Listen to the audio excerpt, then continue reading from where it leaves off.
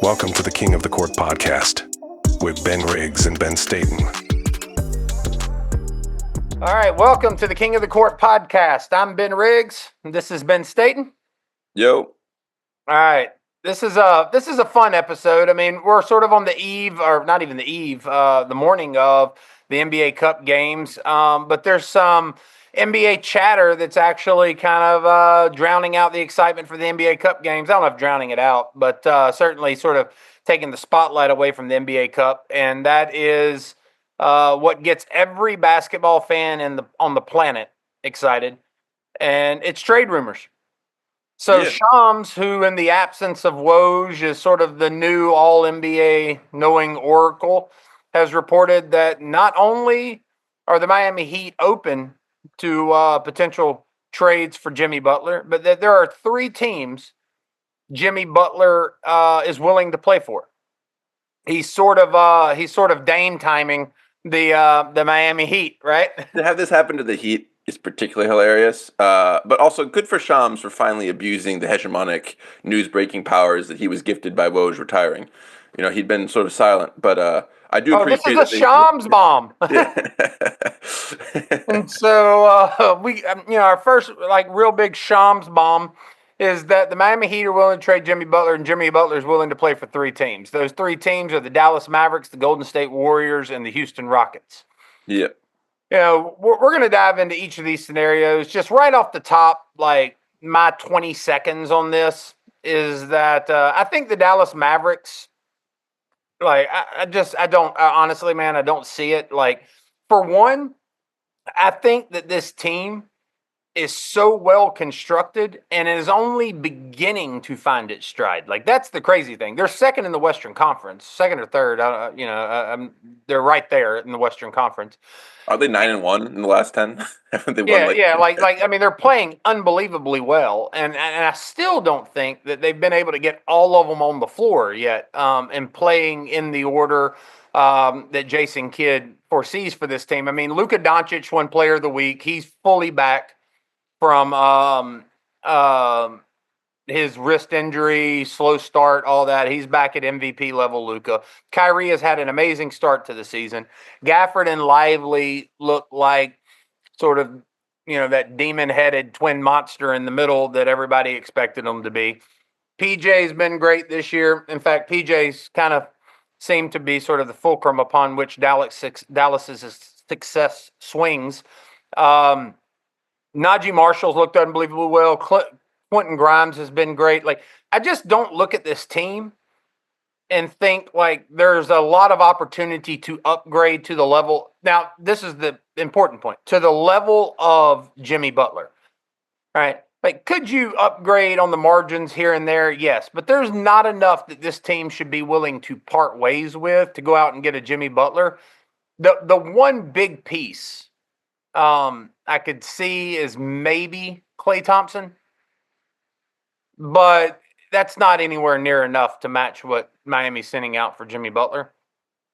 And I just don't see how you pair together enough sort of marginal players in order to make that trade work. What do you think?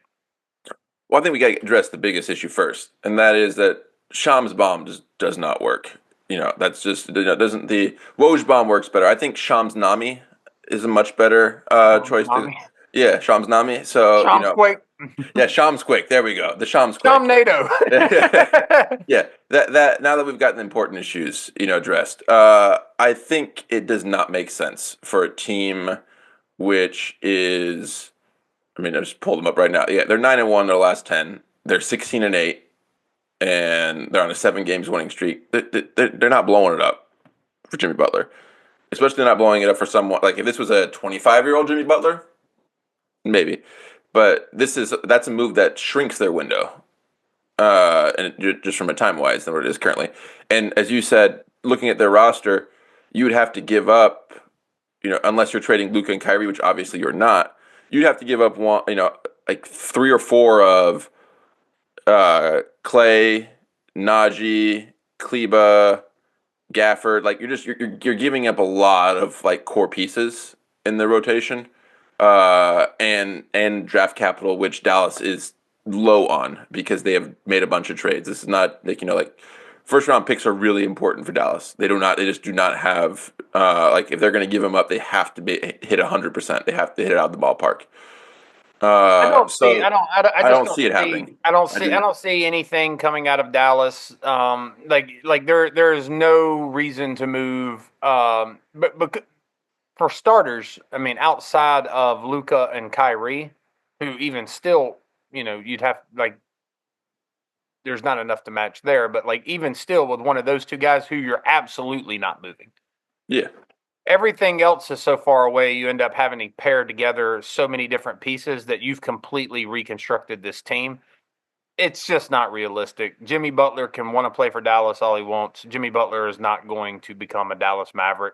And I don't think that the Dallas Mavericks should want him to. Once again, I think the Dallas Mavericks are the best team in the West. I think that their roster is very well constructed, and they have still yet to hit their full stride. I think they should hold pat and let the work that they've put in the off season sort of come to fruition. And I think that they will rise to the top as the best team in the West if they just show a little patience. But there is another team in the West who I think maybe is a little bit more interesting, but there does seem to be some caveats involved when we discuss a potential trade for Jimmy Butler with Houston.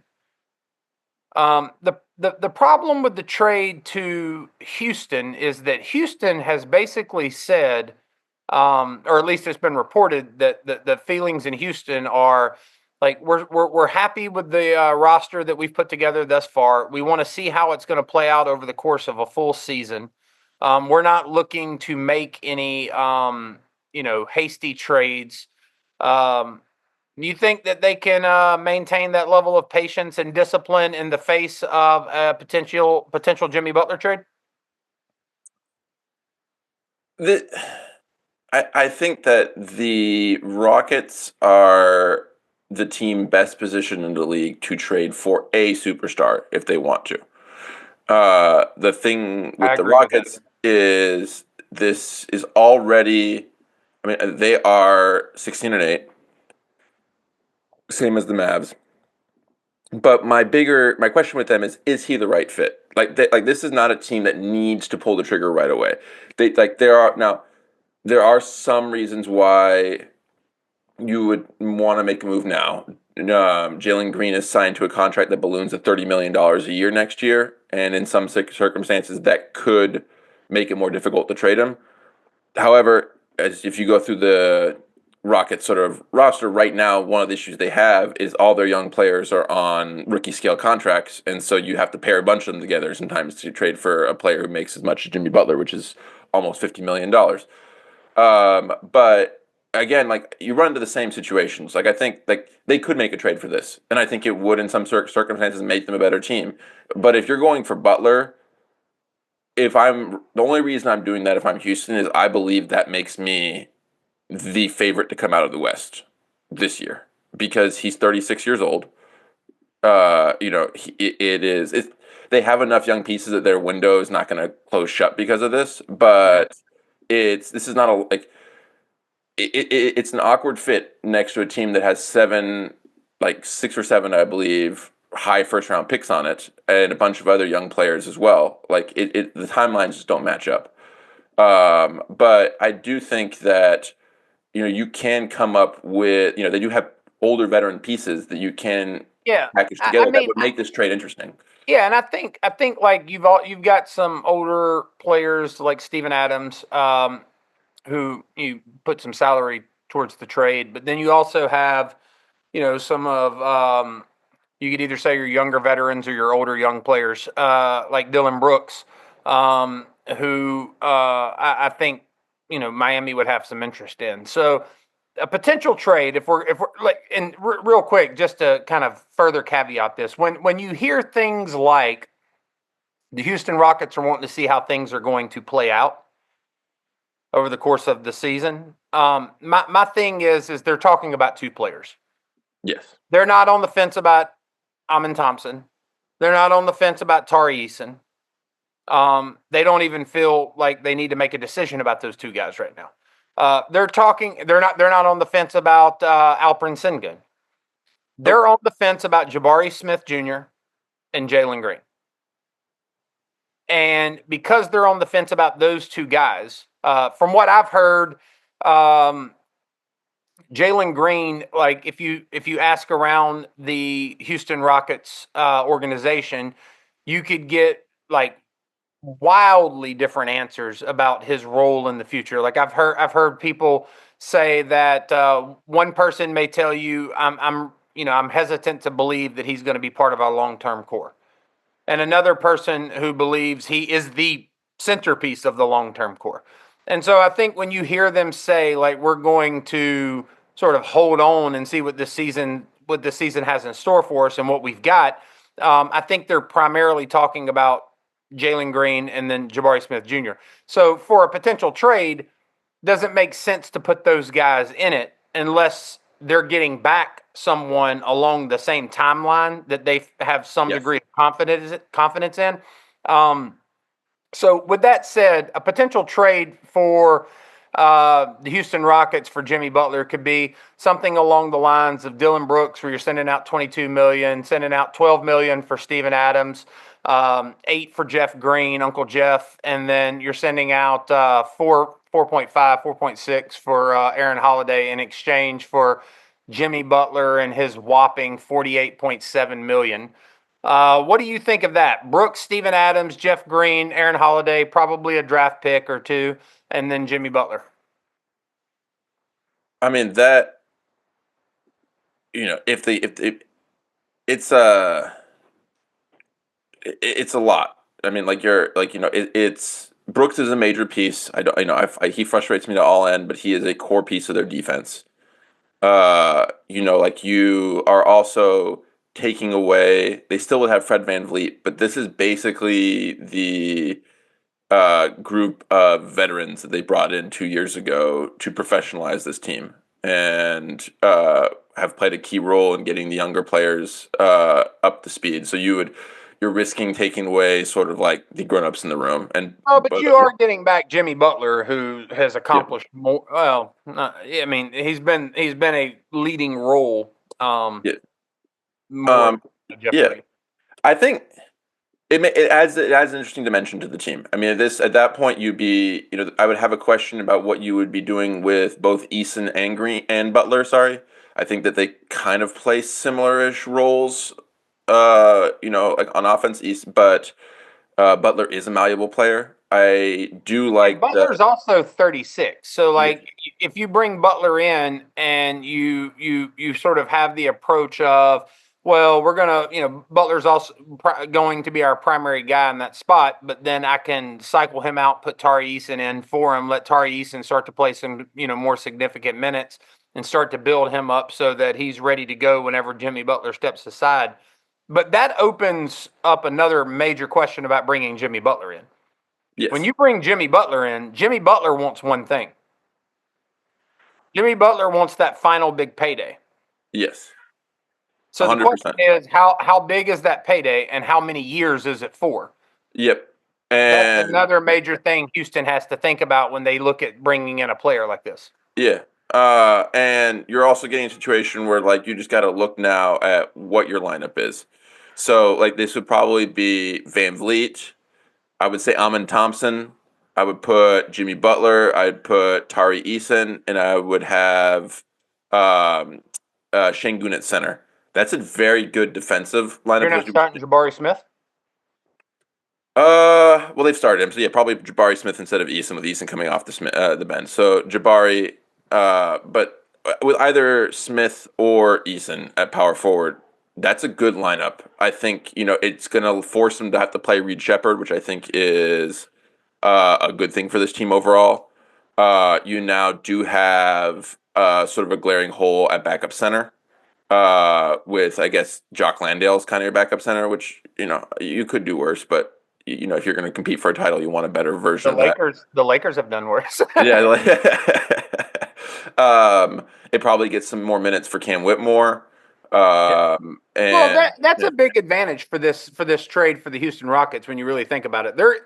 there is a clog in the developmental pipeline in Houston.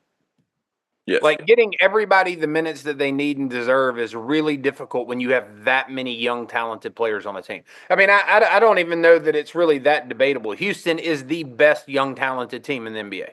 Yes.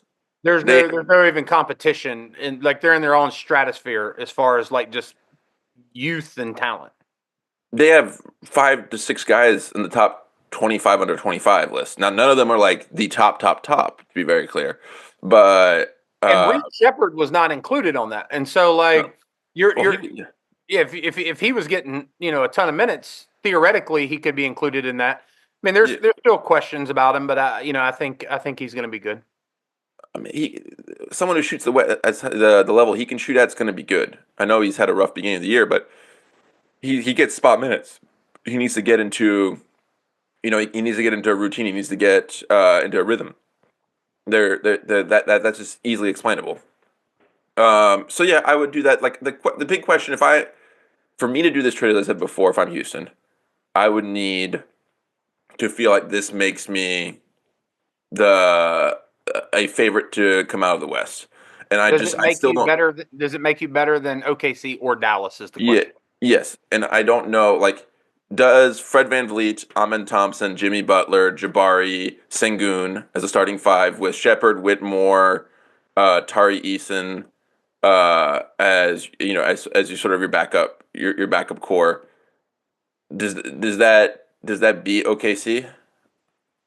I'm not.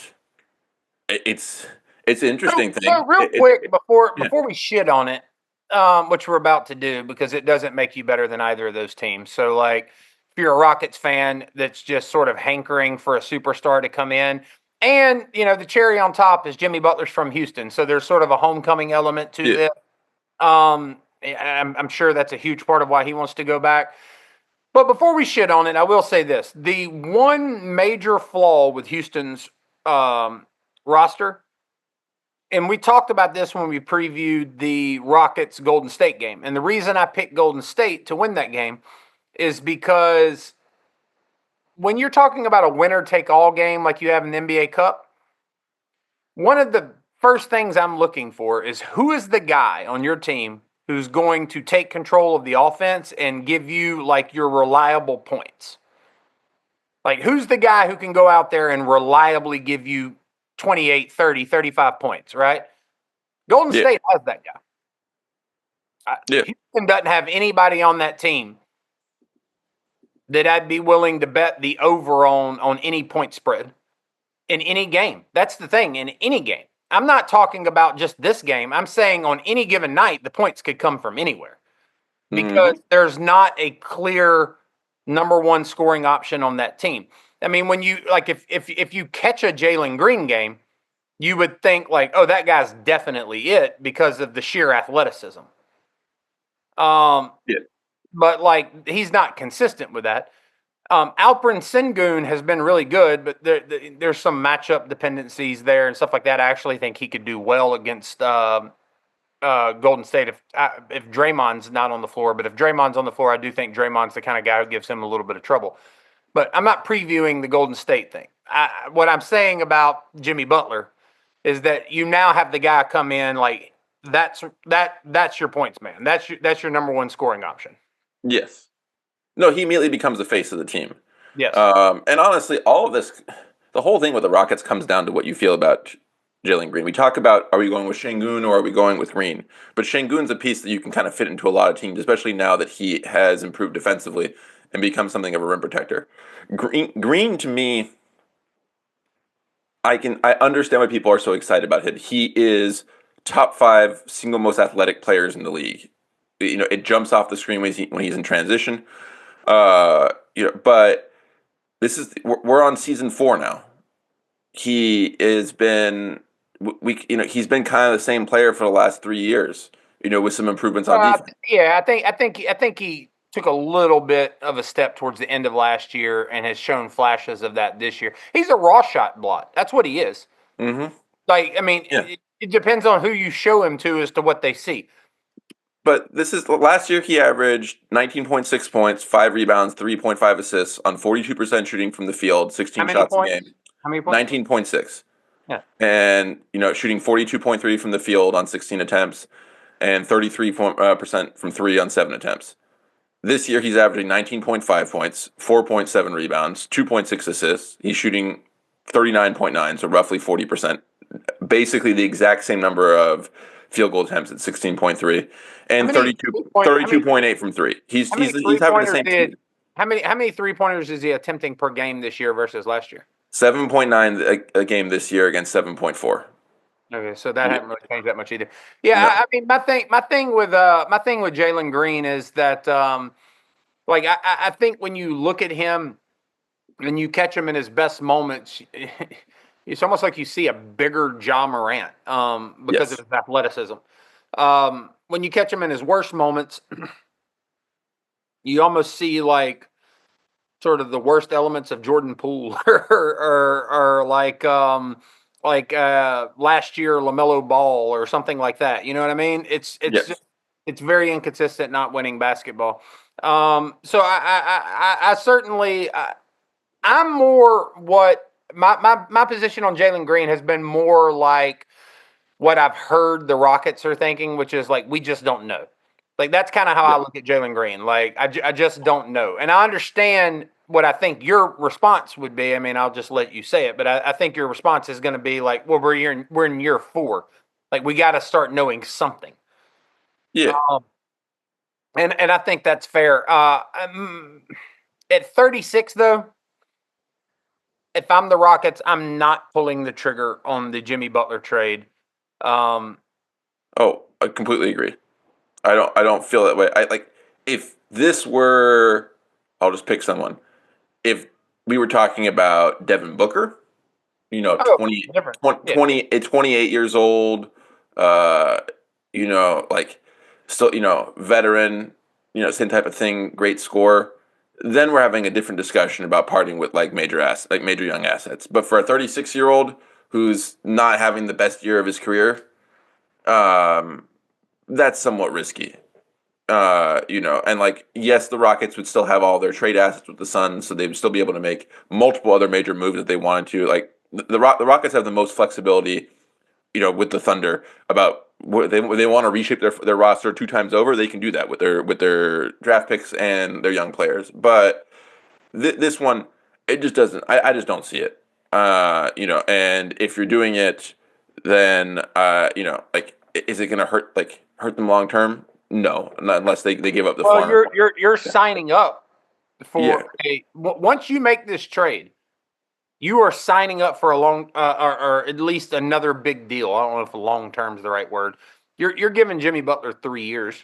Yes. And I just I don't think that's in the best interest of Houston. I agree. It doesn't meet their timeline. Now there's one other team who he does match their timeline. And that's the Golden State Warriors, who are looking to maximize the final years of Draymond Green and Steph Curry. Yes. Honestly, Steph has dealt with the bilateral tendonitis. He's still Steph, but I mean, he's dealt with the bilateral tendonitis, and you've seen a little bit of a drop off. I mean, not dissimilar to what we talked about with LeBron. But he's still great, and there's still the opportunity to maximize the remaining years and build something really good there. And I mean, I think when you see how Golden State has been able to outperform expectations thus far, I think that it does make it an interesting idea to send Jimmy Butler to Golden State. So I know you worked up a potential trade there. Share with everybody what that trade is, and then let's talk about it. Yeah, I think this is the one that makes more sense to me in terms of specifically like timeline matching up, as you said. Like like this is the end of a dynasty that desperately. I think that they rightfully see that they probably have one more good shot at potentially winning a title, but we've seen it this year. They're now a team that they're like 12 players deep, but they're really missing another star. That's why you heard talks over the offseason about Well, are they going to get Lauri Markkanen, and then they didn't want to trade Kuminga and Pajemski because they treated both of those like they were like state secrets, like their future All NBA players is more likely. But this Warriors team does have a couple of really important things going for them in terms of making a big trade work. One, they do have a major salary that they can serve that can serve as the anchor of this trade, and that is Andrew Wiggins, who's having a bounce back year, so it's no longer dead money. He's averaging close to 18 a game. I would argue that he's he's definitely been the third most consistent player on the team this year. And at his peaks, he sometimes plays better than Draymond. They have also they have the disgruntled, high value player that they want to get rid of. And that I'm talking about is Jonathan Kuminga, who the Warriors have been sort of doing this weird dance with where they keep on telling other teams who are trying to trade for him that they view him as a potential All NBA piece. And then when it comes to playing him, however, for some reason they seem They play their All NBA. They play their All NBA piece off the bench. off the bench for 24 minutes a game. And Kuminga, you saw him get really frustrated last year. It seemed to get a little détente, but this year he's back on the bench. He's clearly not happy. He clearly wants a near max contract. But he's the type of player that the Heat, we're looking at this from the Heat perspective too. He's a great piece to get back for Butler. I actually think Kuminga in Miami is probably better than Kuminga is in Golden State for a couple of reasons. Kuminga seems to play much better when you put him in sort of a leading role. Yep. And Kerr seems unwilling to do that unless injuries require it. And then I think sort of a secondary reason for that, I think that I'm not one into trying to like read the tea leaves on what people are thinking 2,500 miles away from me without me ever having talked to them or anybody close to them. But it definitely seems like Kerr and Kuminga's relationship is not he seems to be more in the Tatum category with Steve Kerr. I'm not even sure. I'm not even sure Tatum doesn't have a better relationship with Steve Kerr. I think you're probably right about that. It doesn't seem like they like each other, and he had to bully Steve Kerr into playing him last year. We didn't get talked about. He basically said, that's a weird thing. I forgot about that. It's like if I don't get played, I want out, and then suddenly he got thrown into the rotation and played well. And Kerr does this. There are players which Kerr, like every coach, just does not rate, and you saw that with Tatum, who was like the whole thing with the Tatum thing was, we don't have enough minutes to play, a large rotation. Then he comes into the NBA season and is playing 15-man rotations. There's that was clearly a preference thing. But and then the final two pieces of this, so you would have you would have Wiggins, you'd have Kuminga, you would throw in D'Anthony Melton's out for the year. He's a really, really good defensive guard, but he's towards ACL. He's out for the year. He's got a $12.8 million salary. You throw in that for ballast. And then you still, just to make the salaries work because of the new. Is that a 1-year deal for Melton, or do you have to? 1 year deal.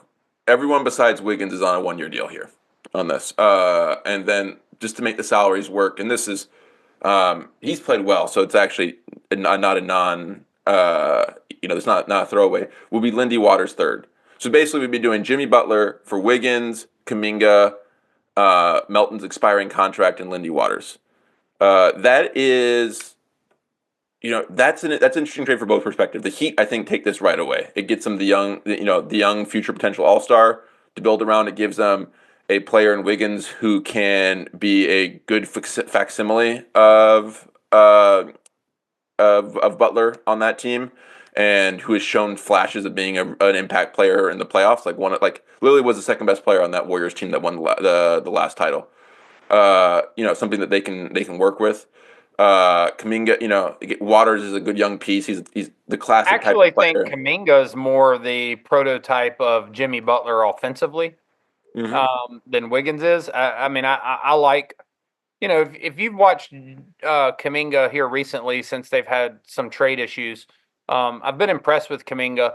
I think I agree with you completely. I think this is a really attractive trade offer for both Golden State and for the Heat. I think another element of this that makes it good for the Heat is I kind of think Pat Riley has no intention of re-signing Jimmy Butler.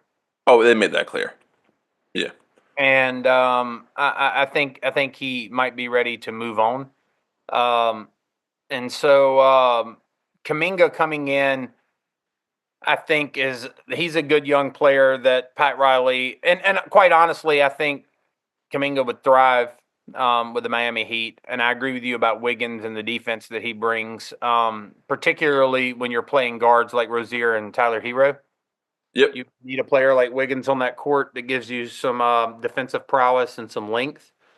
And then you also had who were the other two pieces? So it is Wiggins, Melton, Kuminga, Waters. Yeah, I mean I like Melton. He's hurt. Yeah, he's out. He's out. He tore his ACL. He's basically he's a perfect type of trade piece because you're not giving a rotation thing. This also gives the Warriors an interesting lineup now. Like this gives you this would be Curry, Moody, Butler, Draymond, Looney as starting five, with Podziemski, Trace Jackson Davis, Kyle Anderson, Buddy Hield, and Gary Payton too. The second Gary Payton too. Like that's a good 10-man rotation. They also still have their picks. They could potentially package together some other players that they want to even get a fourth major piece. That's probably pushing it too much. They clearly value Podziemski a lot, much more so than I think he's a good player as you mentioned. I don't think he's got all-star value potential. more than I do. Yeah, but this is a well-rounded team, and I think that it gives the theory of the case for this team to get out of the West is that in the playoffs you would think Curry and Butler have a history of raising their floor, and Draymond would be great, and they'd just be able to overwhelm talent-wise and use their veteran savvy to overcome oppositions like the Dallas team and OKC. Whether I think that's sort of you're asking for a lot of things to go right at the same time, and I don't know. I don't know. I have questions about the spacing with Butler and Draymond and Looney on the court, for example. I think you would have to have in this with We Butler. got Buddy here. Yeah, you would get Buddy Hield, but I think you would have to end up playing Draymond at 5 all the time, which he can do, but it just doesn't work against some of the bigger teams. Like Jokic. Well, and also he's Yeah. getting older, and how much you can ask him to do that for how long, I think, is getting a little bit more questionable. Another thing I'd say is I think against OKC, I still think OKC would be a better team after this trade than Golden State, but I think that Golden State would match up better with OKC after this trade. I Yes. think that the problem with them in a matchup against Dallas becomes that the one player who I think you could ask to guard Luka that's on these that's involved in the proposal you're putting forward, the one player that you could ask to match up with Luka is now in Miami, and that's Andrew Wiggins. You don't think that you could put Draymond on him? No. No, answer that. Yeah. I don't. I think that there's the big problem with putting Draymond on him is you'd have to play. Well, for one, I think if you put Draymond on him, I think Draymond would have a difficult time sticking with him out on the perimeter. But I think that the bigger problem would be, and by sticking with him, I mean Luke could start hitting those step backs. The bigger problem though is going to be you're now going to have to play Looney or Trace Jackson Davis at the same time because now Gafford or Lively is sitting in the middle against somebody they're significantly bigger than. Yeah, I think this is a trade that I don't think vaults them to clear favorite, but it puts them back in the discussion of an actual team that could theoretically win it. I don't think right now. I agree completely. So, but yeah, I think interestingly, it makes them better than Houston. Yes, I would agree with that. Interesting. Now it doesn't and I think that to put this in the context for our listeners though, I think that Houston just isn't thinking about this year. No. Houston is so well built for the future, and they have to know that this year's not our year. Like, we're going to be competitive, we're going to be interesting, but this year's not our year. This year is our, like, sort of the final stages of our exploratory phase. And this off season and heading into next year's where you really see us start fighting for contention. Now, can you think of any reason that Golden State would say no to that trade? Because there's a better one out there for them. I think there's one. That's the one I would say. Yeah. I think there's one reason they would say Yeah. no to that trade. And Yeah. that's the potential of landing LeBron James. I feel like we need some like dun dun dun type of music right here. But like it. I mean, it really is though. Like, and for starters, I think that before anybody goes, oh shit, we're doing the LeBron to Golden State trade rumors again. Like, you got to remember, man, Golden State tried to make this happen. Yeah. Like, this isn't like and the Lakers were amenable to it. They were like, just go talk to LeBron's people. If he wants to do this, we'll talk. But like, we're not going to like. LeBron is the one who killed it. And I'm going to go out on a limb and I'm going to say that it's probably not going to happen. But with that said, LeBron is, one of, if not the greatest basketball minds to ever be on a court. He can't look at the roster in LA right now and think this is a title contending roster. Now, he may be eyeing and working to try to make some other trade happen that brings people to LA that could potentially change that. I think that's difficult. But when you look at the potential for him and Steph Curry to link up in the twilight of their years and play under Steph Curry with Draymond and contend for another championship, the fact that, he wouldn't have to uproot his family from LA. He could, travel back and forth and play in Golden State and then live in LA. Probably wouldn't be the most convenient thing, but he could definitely make it work. I think it would be great for the NBA. I think it would be great for Steph and LeBron. And I can't think of two old heads linking up that would be a more dangerous combo. I mean, we saw it in the Olympics. Yeah, I think that there is sort of a fairy tale narrative to this. We had the Olympics where two grizzled rivals, linked up for the first time and won gold. And this would be a perfect, way to have, to serve as a capstone to their career. I think the big concern last year was how is this going to make LeBron's legacy look if he just goes into pure ring chasing mode, like and like then like because everything he does is being measured against Michael Jordan, and that's what his team wants to be. They want to make sure they're not actively harming his reputation, his legacy, and so that was the stated reason why in the ESPN piece that covered it, why they basically put the brakes on it. But I think that there's been a recognition of a couple factors. One, LeBron has declined, from last year. This isn't a guy who's in the top 5 players of the league discussion anymore. So that means that's a different situation when someone like that moves than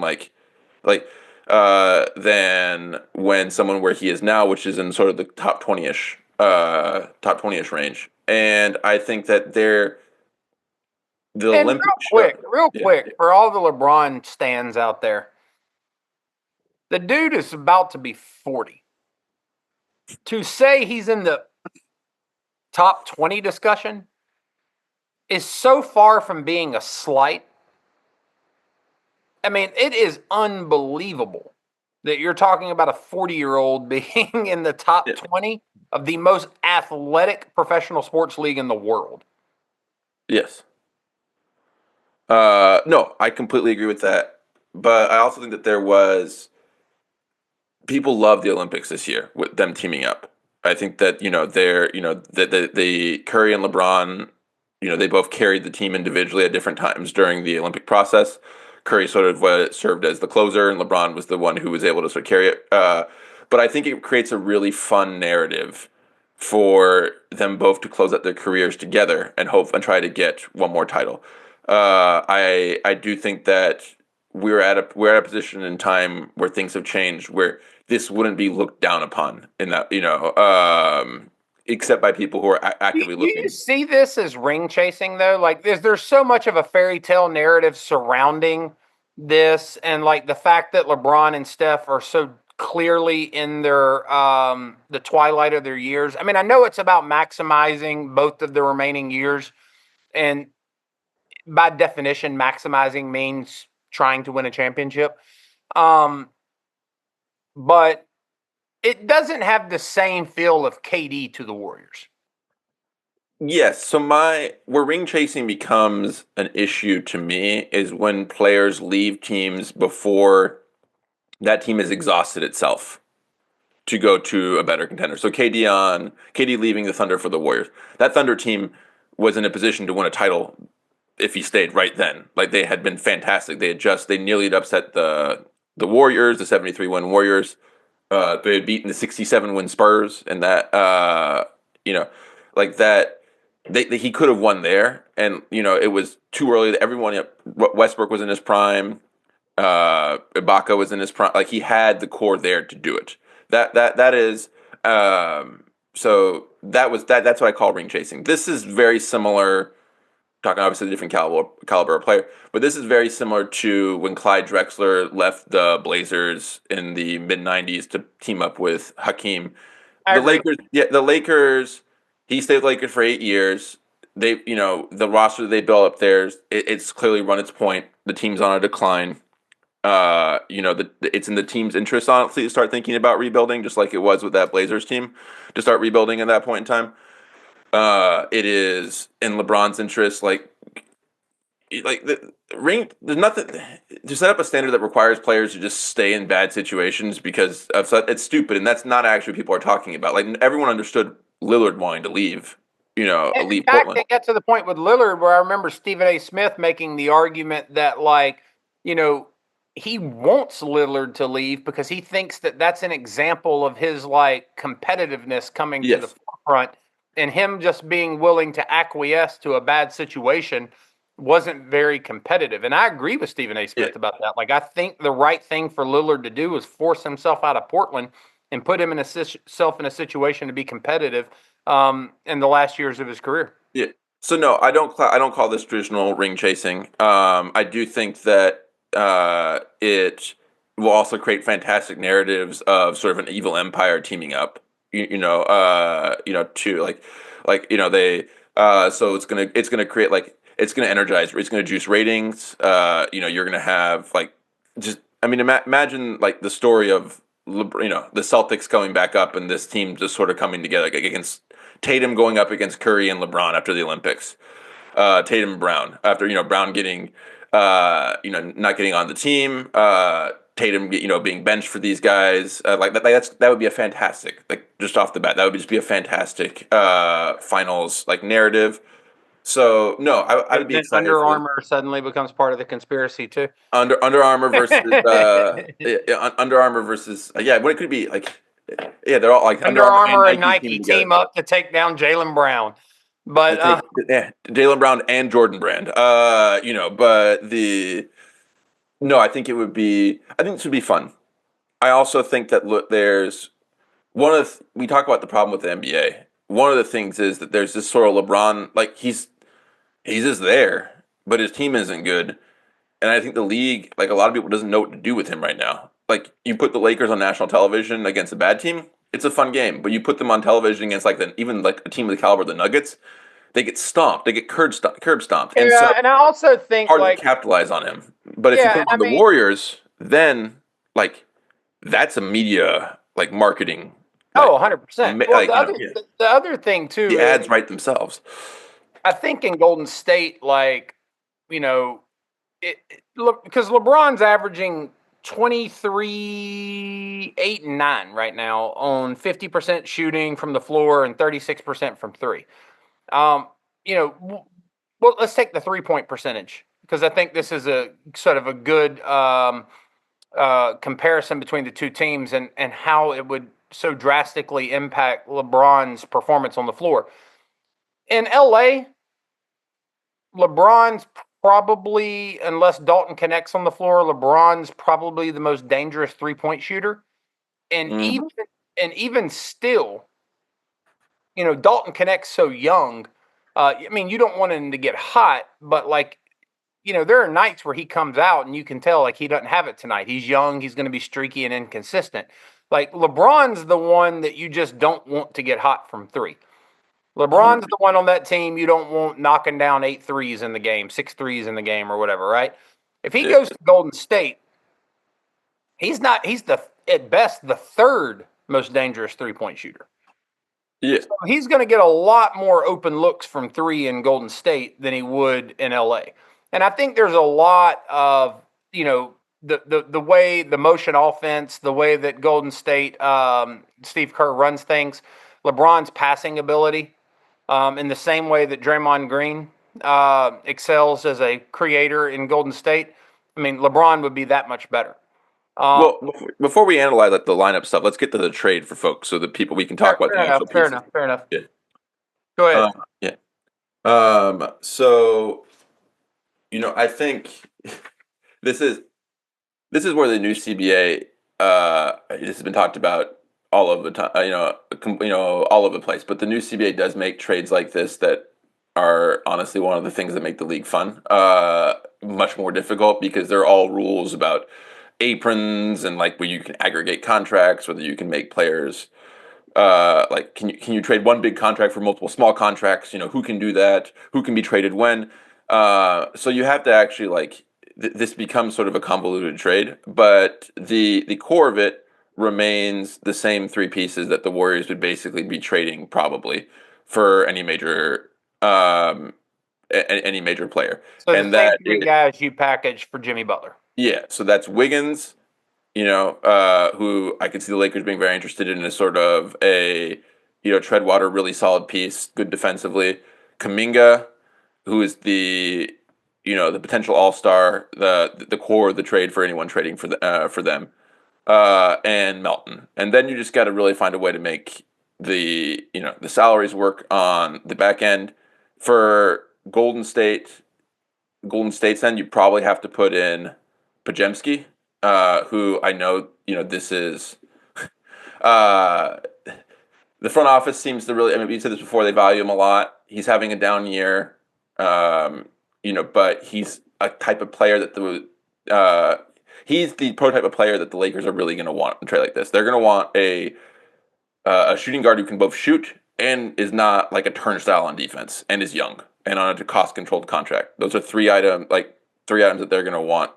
That, and he sort of fits that bill. You're also trading for LeBron James, so you're going to have to give up some stuff, and then and then just to make the salaries work, you also have alternative stuff where you have to make you have to basically get these to identical match salaries because you can't really go above, you can't really have one side or the other. So in a bemusing thing, we are going to make the first ever father-son trade. We're going to add Bronny James to this trade, as well as Maxwell Lewis, just to make the salaries work. It's also interesting to note that the one team who publicly said that they did not draft Bronny James purely out of respect for LeBron, but that they were interested and wanted him, was the Golden State Warriors. Yes. And I do think, for whatever you say on this, it would be very odd to draft LeBron James' son, trade LeBron, then just keep his son around.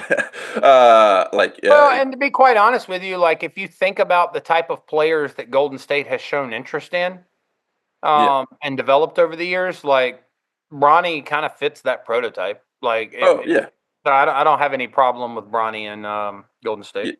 And then you have to throw in Maxwell Lewis. Just literally, he's literally being thrown in just to make the salaries match. Yeah. So what to recap, we're going Andrew Wiggins, DeAnthony Melton, Jonathan Kuminga, Brandon Podziemski. I think that you probably have to throw in your 2025 first round pick, for LeBron James, Bronny James, and Maxwell Lewis. I think you'd absolutely have to do the draft capital, and the reason I say that is I think Andrew Wiggins, Kuminga, and Podziemski are all talented, interesting young assets.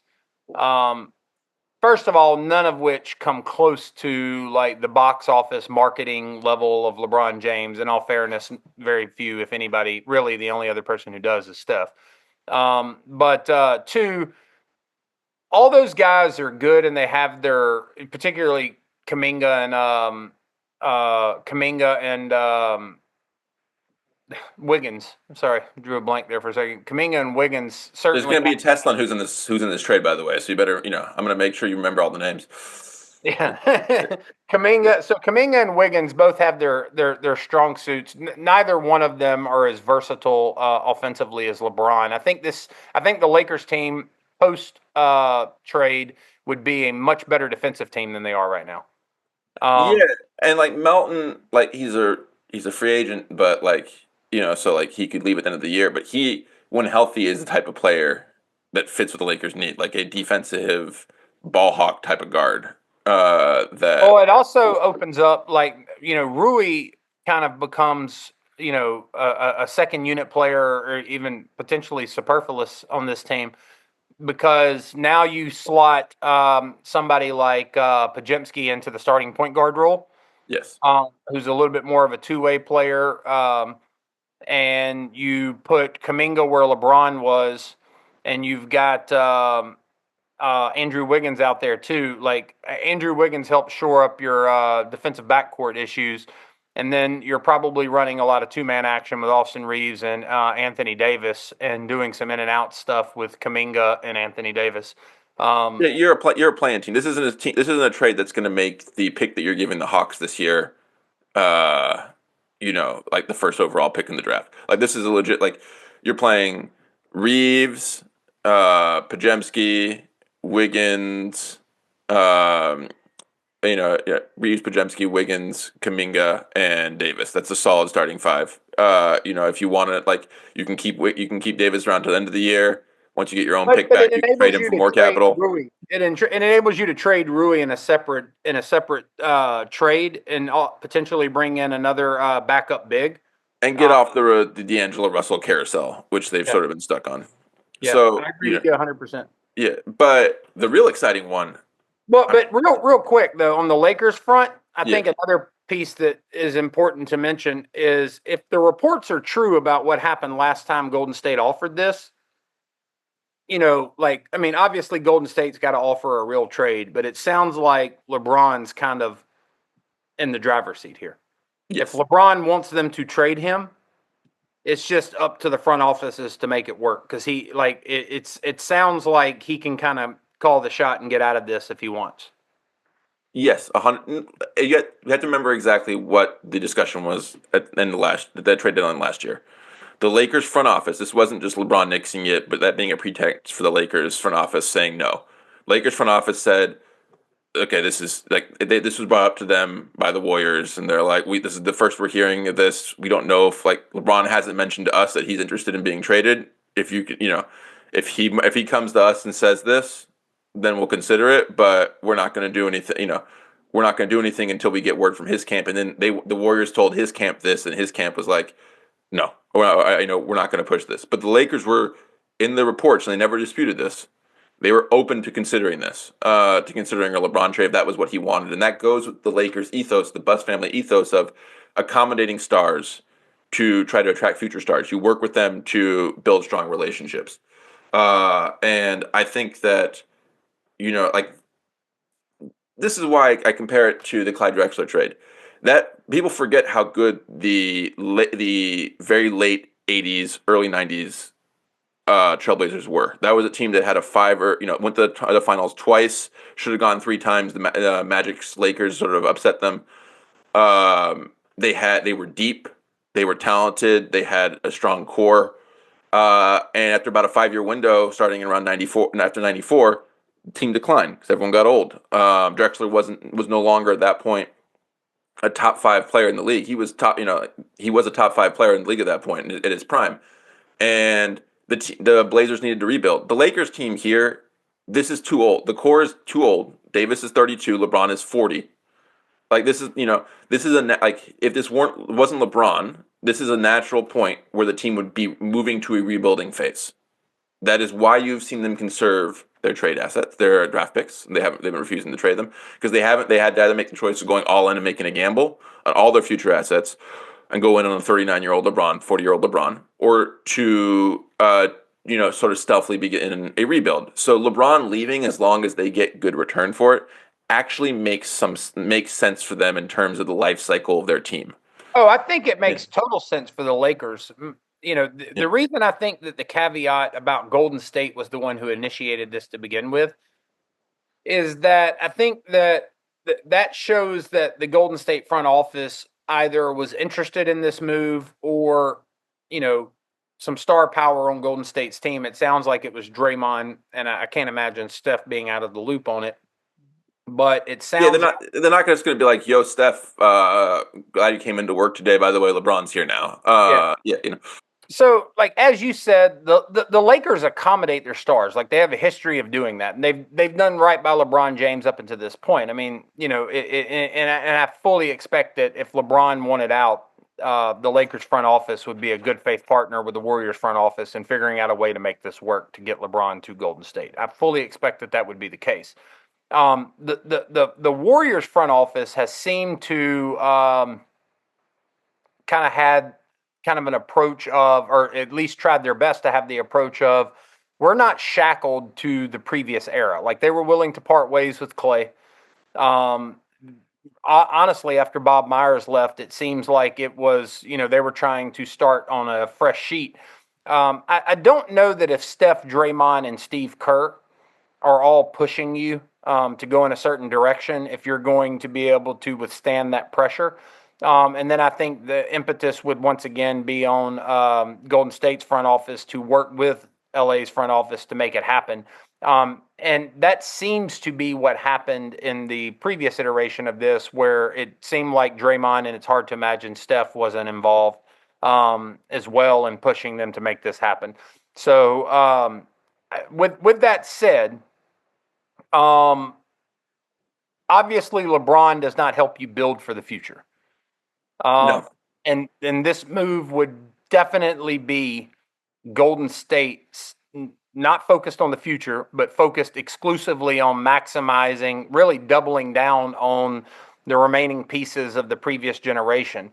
And so you'd be looking at LeBron, Steph, Draymond Green, Trace Jackson Davis, Buddy Hield, Moses Moody, and Kevon Looney kind of carrying this team. Am I missing anyone? They got some good other pieces. They got Kyle Anderson, who I think is an underrated piece. They got Gary Payton II.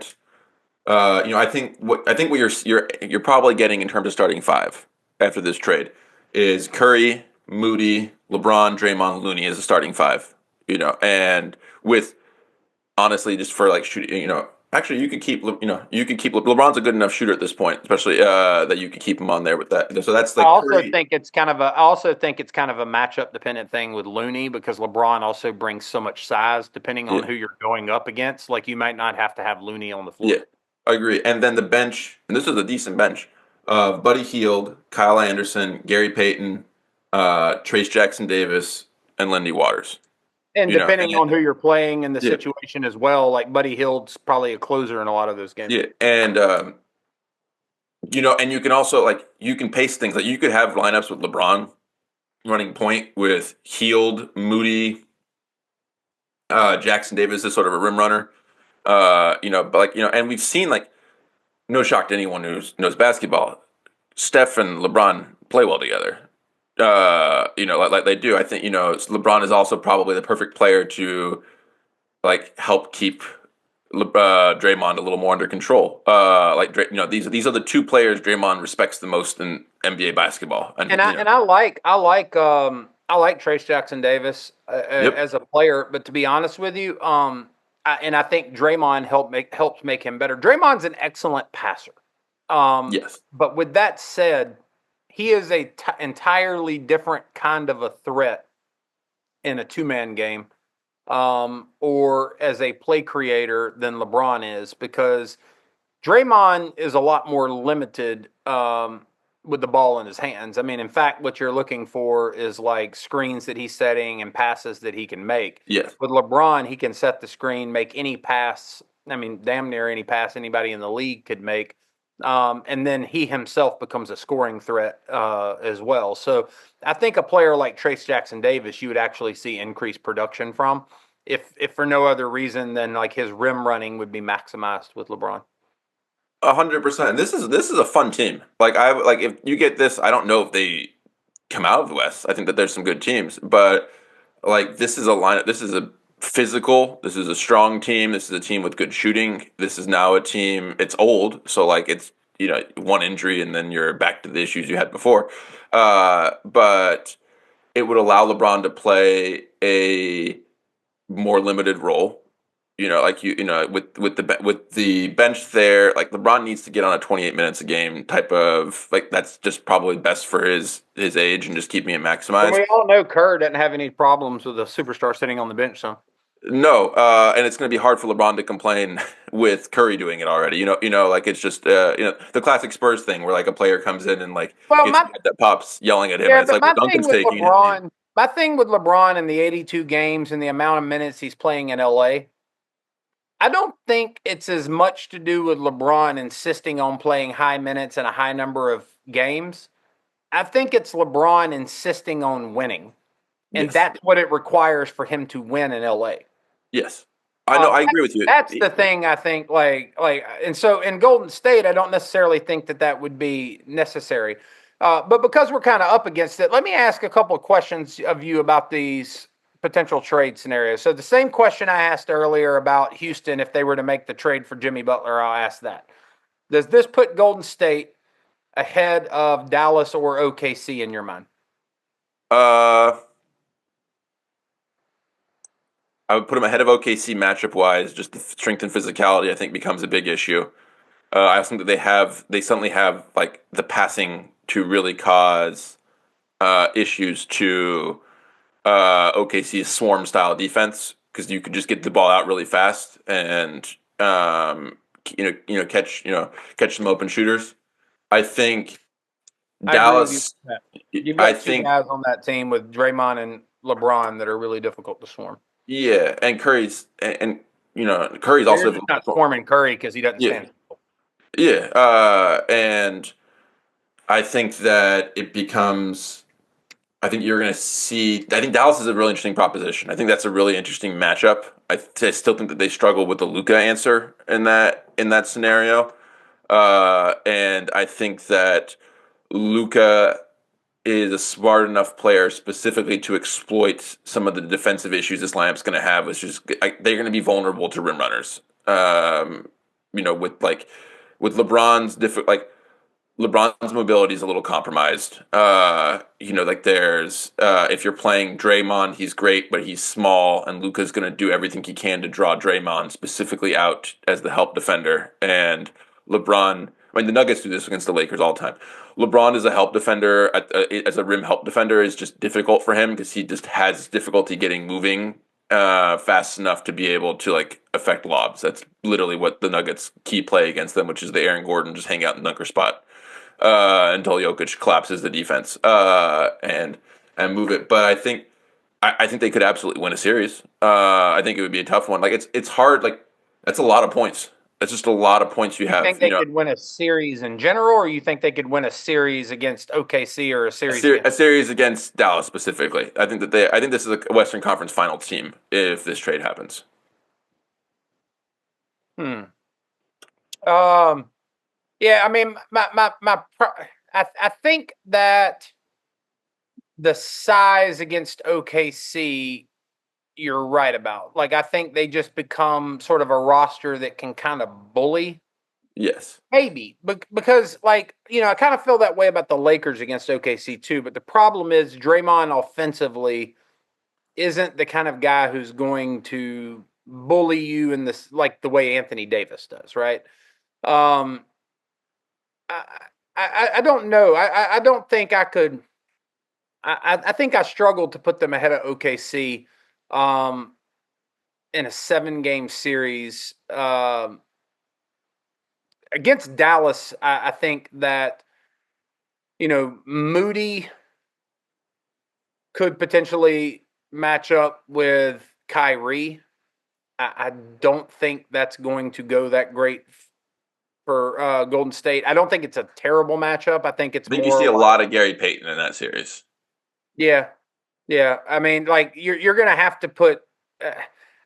Even still, I think there are very few people who match up, very well with Kyrie, especially when the defense has shifted Yeah. so much to deal with Luka. I think that Dallas, on top of the rim running threat that Gafford and Lively would pose, and it would force you to play Kayvon Looney. Mm-hmm. I think that, and Dallas's depth too. Like one of the things OKC gets you with is how little drop off there is when they go to that bench. Yeah. In fact, it's a better defensive bench. It's just a swarm. It's like 6'5" dudes who are physical and strong and swarm the shit out of you. That's basically Yeah, what they. yeah. I But yeah, I think like when you look at Dallas's bench, like I think it's I think there's too much coming off the bench in Dallas as well. but there's some like really tantalizing lineups, like a Curry, Moody, LeBron, Draymond, Kyle Anderson at small ball five, like passing lineup. Like that's you're going to see some of the best passing ever of those five. That five. Like that's great. That's good. It's you're going to be able to. You can even for spot minutes put LeBron at the five against smaller bigs or bigs that aren't going to like take LeBron to the post. Like I would like for example, I would not have an issue putting LeBron at the five against Holmgren because Holmgren's going to want to hang out in the paint. It's not going to back him off, or even against Hartenstein. Like I think Hartenstein because he's not a post up player. I think you might struggle on some Oh, rebounding. I'm fine with putting LeBron on Holmgren because Yeah, I actually think Holmgren's going to end up hanging out in at the the 3 point line. 3-point line, and I think LeBron's strong enough to keep Holmgren from beating him off the dribble. Yes. Now, I think that I don't know, like the OKC Golden State matchup, I'm a little more iffy on. I think if I was forced to place a bet on that series, I would take OKC over Golden State with LeBron, but I think it would be close 7-game series. I definitely like Dallas. I feel like the matchup problems are there's just too many. I think Luka creates matchup problems for them. You can't put LeBron on Luka in a 7-game series. Luka would wear him out. Yeah. At this age. And then I think Kyrie sort of on an island with anyone's a matchup problem. And then I think you've got Gafford and Lively plus PJ Washington. Like there's just and then like the versatility that Clay, Quentin Grimes, Najee Marshall, all that provides you. Now maybe a more interesting question for the purposes of this podcast is does it make them better than Houston? Yes. I agree. I think It does not position them better for the future than Houston. no. This is, but this But is yeah. for this season, it makes them better than Houston. But you'll see teams will make trades to hemorrhage, but basically to leverage the future just for like a Curry type of star, one who's been there for 15 years, and they just want to make sure that his twilight years are maximized because they owe him so much. The Warriors, that makes total sense. Like adding in a LeBron, or even a Jimmy Butler and like making a trade for that makes sense at that time. That time Well, frame. the other thing with LeBron too that makes it make a lot of sense is like from the sheer point of view of business, Oh it would yeah, pay for itself. they're gonna make those Inter Miami Messi tickets, which are like going at like Hundred $1,000 a seat, percent. look like child's play. This is the Bay Area too. They can you're gonna start seeing bleacher seats at $2,000. But the and like the jersey sale alone, I mean that's why they're gonna get a first round pick because they're gonna TV yeah. contracts. Like I mean, it's going to be everywhere. You're gonna see they're gonna go to the Lakers and be like, I mean, LeBron at this point isn't worth Kuminga, Pajemski, and a first, and they're like, but the $500 million in merchandising you're gonna get is absolutely worth that. And they're like, point well taken. Here's your first round. They would be the most watched league pass team in the league by far. Oh Uh, no, you suddenly every single game would be a nationally televised game. but the question becomes, and maybe this is the more interesting way to frame the question, is if the Warriors were to deal for um, LeBron, but at the same time, the Rockets traded Brooks, Adams, Green, and Holiday for Jimmy Butler. Yeah, Who do you like more? Rockets with Jimmy Butler or Warriors with LeBron? Warriors with LeBron, I agree. and I think it's actually a pretty decisive victory. I think the benefit of LeBron is going to take a lot less fitting. Like he's going to fit in with that team quicker than Butler is. Butler requires your team adapting to a sort of a unique style of play for a player. He shoots a little more a few more threes this year, but this is a guy who was a power forward from like kind of a different era on offense. But he's in a small forward's body. Like, like he doesn't shoot a lot of threes. He sort of hugs the mid range a lot. He'll do some stuff in the post. But he also is like a connective tissue player. Like you have to adapt to playing with Butler. Like there's not a lot of players like him. LeBron, well, one of these players have all like the Warrior stars have all played with him before. Like they just came off the And the Olympics coach together. just coached him. The coach just coached him. He's going to come in and fit in. They have, like they have a bench. They have a deep bench. They're going to be able to like, keep him fresh. I think that team, hits it like they come out of the gates really strong. And I think that especially I also think at this point, you're saying analyze this 3 years from now, the Warriors team's going to be like if LeBron's still in the league at that point, like that's I mean, that's like 40-year-old Curry, 45-year-old LeBron, 40-year-old Draymond, like that. We're talking about like they're playing actually. Uncle Drew shit. Yeah, like yeah, we're talking about a bunch of graybeards, but right now, I think, and this year would be, I would definitely put the Lakers. I think that Lakers, I'm not the Lakers. I think that Warriors team with LeBron is a very fascinating team.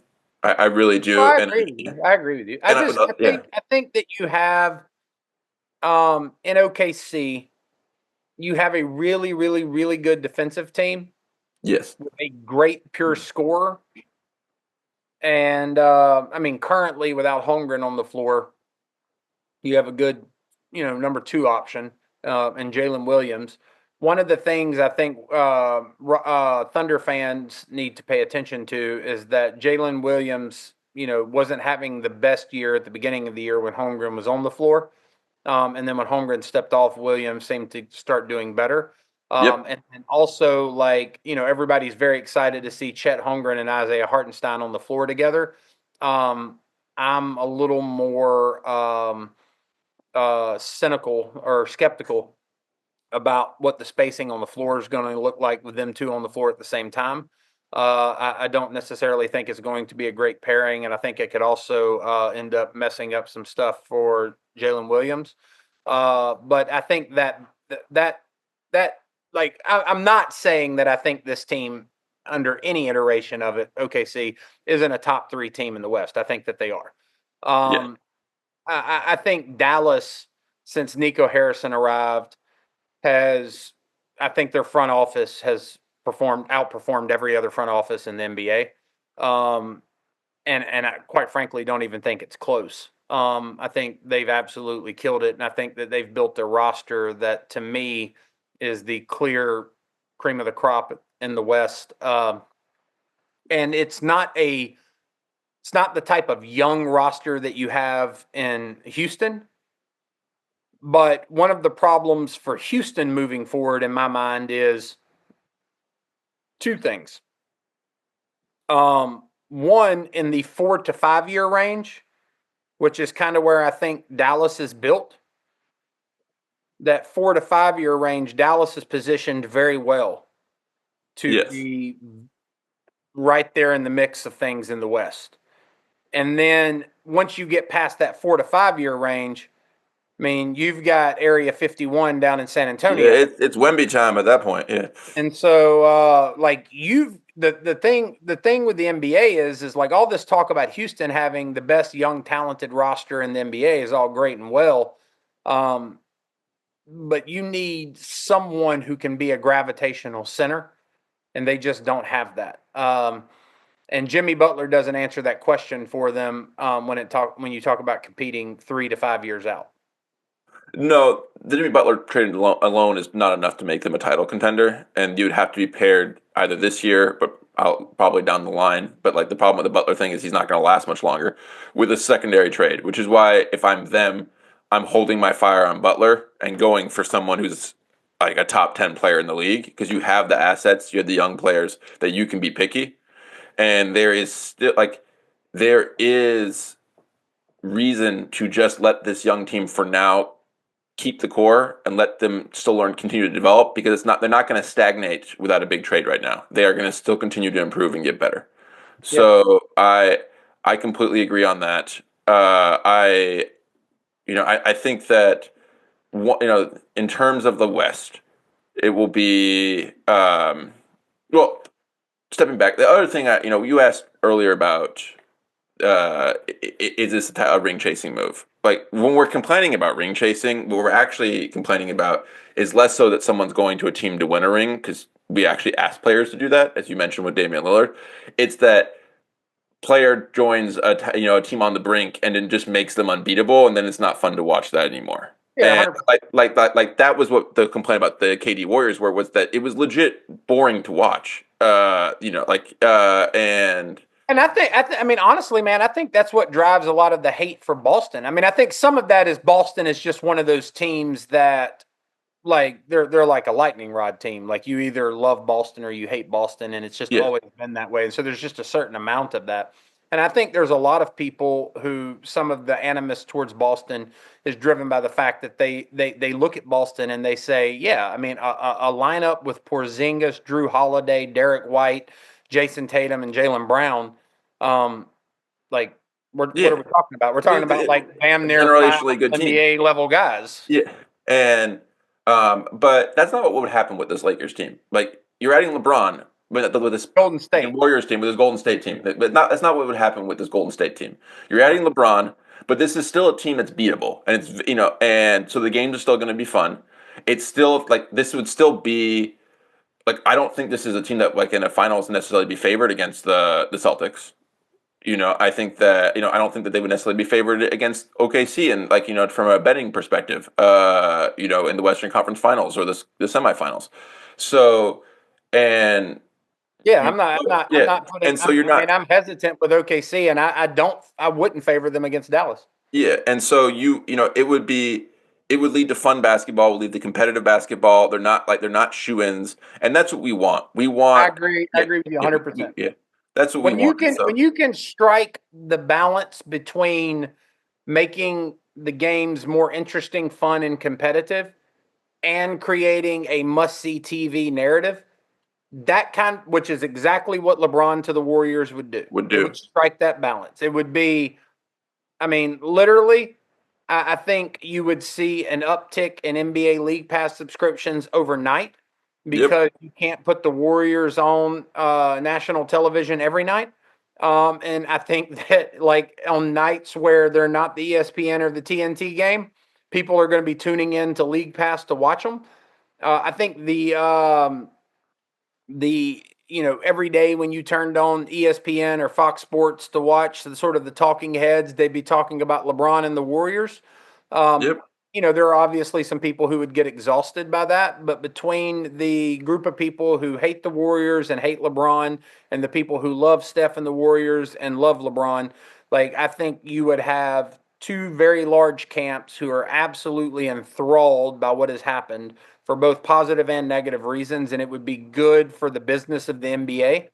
Yep. And I think from a competitive standpoint, what you would have done is you would have created um, probably I think it'd be safe to say you've created probably the third or fourth best team in the Western Conference with this trade, Yes. um, and pushed Houston into that fifth spot. Yep. Um, Maybe the fourth spot, but there'd be an awful lot of competition in the like between, say, Memphis and Houston for who's going to be the fourth or fifth best team in the West. 100%. So yeah, This is like one of those trades which would be pretty cool if it actually happened. Sorry, as Lakers fan. I know you 100%. probably wouldn't be that excited to lose LeBron. Well, but unfortunately, what you might end up seeing is LeBron staying put in LA and Brandon Ingram coming to LA. The injured Brandon Ingram. Yeah. Well, my thing with Brandon Ingram being listed, it is bizarre to me that he fired his agent, hired Clutch Sports, and then suddenly had an ankle injury, a low ankle sprain that has him out indefinitely. Like it sounds like the forces construing to send him to LA. So, but anyway, just sort of as a recap, like both of us agree that Jimmy Butler to Dallas makes absolutely no sense from Dallas's point of view, and doesn't really even make Dallas better, given how many pieces they'd have to give up in order to make that happen. Jimmy Butler to Houston makes more sense than Jimmy Butler to Dallas, but long term doesn't really make a lot of sense for the Houston Rockets, given that they would have to give up so many pieces of their young core. Or Timelines don't match. Just timelines don't match. timelines really don't match. And then finally, we're both fully on board pushing for really hope that Draymond is working behind the scenes to make LeBron to the Warriors happen. Yeah. And we think Jimmy Butler to the Warriors makes less sense than LeBron, but also makes sense. Yep. And I think, it's these. I applaud the Warriors for trying to maximize, like they're doing it in sort of a bizarre way, like sometimes 2 steps forward, 1 step back with the Kuminga and, Podziemski valuations. But I do applaud them for recognizing that, Curry has meant literally everything as someone who is from the Bay Area, and grew up with John Starks. An old John Starks was the centerpiece of a Warriors team after he left the Knicks. Well, I've been told that the best backcourt in NBA history was Mitch Richmond and Tim Hardaway. Yeah, I mean, yeah, it was pretty good, but I don't think I would. That's a shacklequism basically. Like this is a guy I played against. He's better than everyone else. But 100%. This was a team before Curry that in the last based on the last 20 years leading up to that, had basically had one little brief blip of fun basketball with the Baron Davis, Steven Jackson, and even that, no one thought that team was going to win a fucking title. And so Curry's meant everything for that franchise, and I applaud them for looking to maximize his final years, even if it comes a little bit to detriment for in the future, because that's what you're supposed to do for your great players. You're supposed to try to maximize them and everything they do for you, so that they can have the best legacy, and also in conjunction, that's going to benefit you. It may mean that your rebuild's a little longer, but it's going to benefit your franchise. It's going to benefit your, the lore and the greatness of it. The Warriors are, the Warriors. Well, let's also not pretend like from an ownership point of view either that like LeBron's bad for business. Like, No. I mean, it's not like the ownership of Golden State's going to hurt bringing in LeBron James. No. Yeah. It's going to do great. Yeah. And so, I think it's great. I do. It's one of those things that whenever I get a Shams notification, I'm gonna. This will be part of the hoping. Shams not a Shamsquake. Shamsquake, yeah. Whenever you get a Shamsquake, we're gonna, I'm gonna be secretly hoping that it's, LeBron James has been traded, and it's gonna be to the Warriors because that would be pretty awesome. Yeah. All right. Well, we fixed all the roster problems. Jimmy Butler, unfortunately, will be staying in Houston. I'm sorry, in Miami, and LeBron's heading to Golden State. And unfortunately, he'll lose a close series to the Mavericks in the Western Conference. But nevertheless, it's good for the NBA. It's good for the fans. Everybody would love it. Oh, we got to ask, who would you be? How much would you struggle with a LeBron versus Luka Western Conference Finals? Like, I feel like that should tear you apart. I actually wouldn't struggle with it. Like, listeners, this is a lie. Like this isn't like that's why the dog just appeared in the background. It's a complete lie. Yeah. No, I wouldn't struggle with it. The reason I wouldn't is, for one, if LeBron came out of it, it's not like it would hurt my soul. Like, you know what I mean? Like, I mean, LeBron going to another NBA Finals at 40 years old would only, I mean, look, if you know me, you know I would then be as insufferable as a human being. Like, I would randomly be texting people to start the goat fight, just midday on a Tuesday, with This another. assumes you don't do this now. By the way, that's a big assumption to make. Yeah, yeah. No, no. I mean, I do. I mean, just imagine putting another feather in the cap. How bad I would be.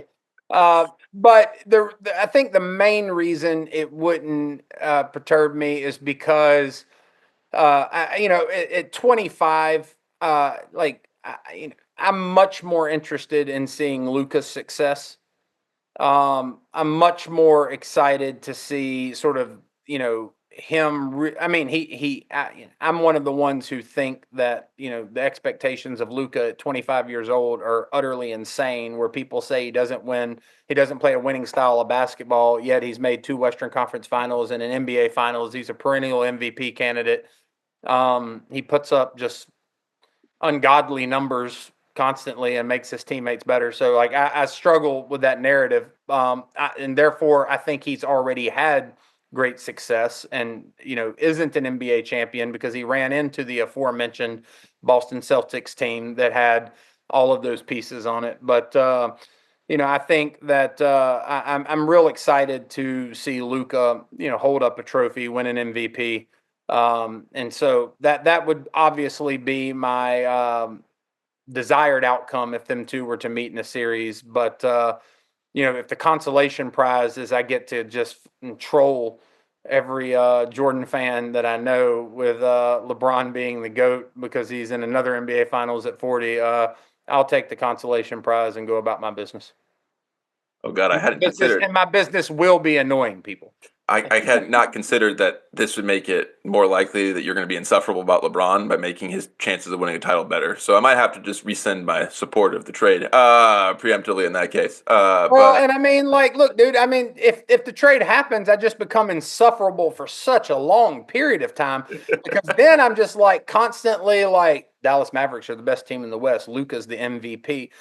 This is going to be the year that he wins a title. Like you got to listen to all that, but then now you're also going to be like, oh, you don't think he's going to make the finals, so you do think LeBron's going to his another finals in his 40th at 40 years old. So like it doesn't matter at all. Like I'm insufferable for 4 months if this trade happens. So literally everybody should be praying to whatever God they worship that it doesn't happen. On that note, all right. Yeah, thank you all. We've had a great sort of boost in viewership this past week. It's been really heartwarming. We've been doing this pod now for just over 2 months, and so I appreciate everyone who takes time to sort of watch our content on YouTube, listen to it on Apple Podcasts, Spotify, wherever you're listening to it. We really appreciate it. All the nice notes we've gotten in the comment section and emails we've gotten, and we just wanted to say thank you. And as always, liking, subscribing, everything we do just helps grow the channel, helps grow the pod, and helps us continue to do this. So if you have a chance and you haven't done that already, we'd love for you to go on YouTube, go on our pod page, and just add a like, add a 5-star review. Appreciate y'all. Appreciate everybody who's watching and listening, and share it with your friends and family. Thanks a lot. See y'all next time.